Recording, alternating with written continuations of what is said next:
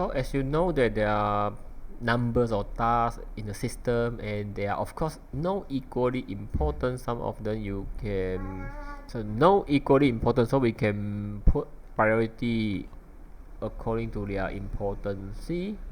So next is the preemptive. So again, no all the tasks can be preempt.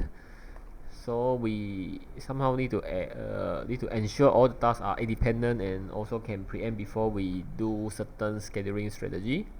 So for the tasks they are not allowed to preempt, so we call non-preemptible tasks. So it must be executed without interrupt, of course. So and then regarding the task stats, so there are four, or in general should be three. So there's a running, ready, and block. Okay, running of course is the tasks that are in what in the one already occupy the CPU, so we call it in the running state. So for the uni processor, so only one task is allowed to be executed at one time. So the rest, if they are already released, so all of them will be in the ready state. Ready state include those are preempt tasks. So that means the task that actually is running, but you can say unfortunately the higher priority task has been released, so it must be executed. So that's why we have no choice to put back the running task to the ready task, and then release the CPU for the higher priority task to be run first. And then we have a block. Okay, block we call the waiting. So there are two conditions. So one is the temporal, one is the external event. Temporal is we use the vtask delay or vtask until delay function, for example. So we block ourselves, okay, for a certain period. So after we block ourselves for certain period, and then the task will go to the ready state, and if the CPU is available, so it will be executed. Okay, the second one is we waiting for some event. Okay, for waiting for data from other tasks. So we have no choice to block ourselves first. Okay, so this is a typical state diagram. The state of a task. Okay, we have ready, block, and running. Is slightly different for our FreeRTOS. We have one more state, is the one is called the suspender state, as you can see here. So it's actually quite similar.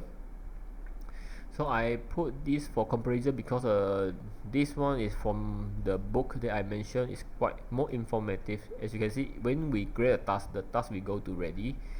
Okay, after that it will dispatch to the CPU to be run. Okay, after that if preempt, so it go back to the ready state. So after run, if we block ourselves using the vtask delay, for example, so we go to block state for that certain period. After we pass the period, so we go back to the ready state. Okay, so this is how the book explain is more clear if we see compared to the FreeRTOS. For me, so FreeRTOS there are no mention when the ready state go to the run, when the run go to the ready. Okay, they just put you the function. So it's good thing for us to compare these two, for us to further understand what actually happened.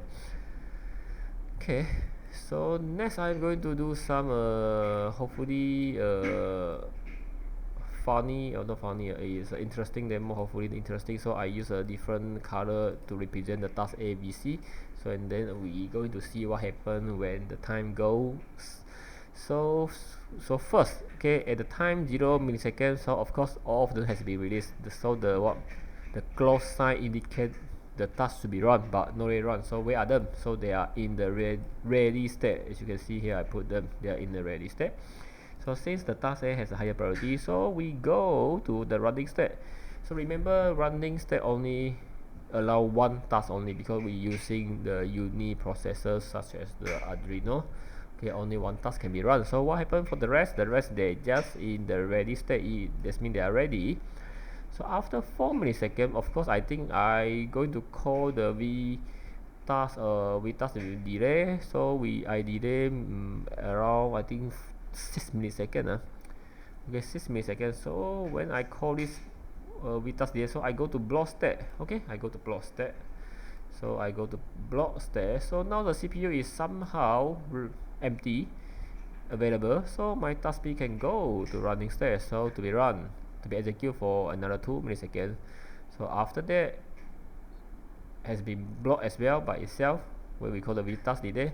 So now the CPU is free, so the task C do go to the CPU and then execute for another 4 milliseconds.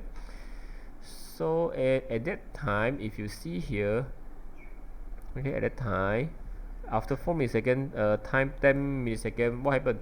So here, if you see closer, there's a close sign here. That means the task A has been unblocked. So go back to the ready state. So say this is something like the boss. So the boss say, I'm the highest priority. So you have no choice. So just like you see some VIP, so you need to go back ready state. So you are ready, but and then you don't call the API, so you cannot go to block. So you go to the ready state. So when you go to the ready state, so the VIP task A go to running state, run another 4 milliseconds. After done the 4 milliseconds, call the API, V task delay, so it go to a block state. So now it's somehow free already, nobody. So the task C continue the rest of the 2 milliseconds. So after done, and then it also call the V task delay, so go to the block by itself. So so at this time the CPU is free. Okay, CPU is very free. So until the time 20 milliseconds. So in this time we release two tasks. Not release. Two tasks are ready. One is our. So at the time 22 tasks are released. So the task A go to ready state. Okay, they are released, and then the task B is not yet ready. So we have task C. So A versus C. So which one go to the what? The running state? Of course is the task A in this case, because we have the higher priority. So after done, block by itself, and then the C go to run for, luckily continue until end 30 milliseconds without anybody preempt it.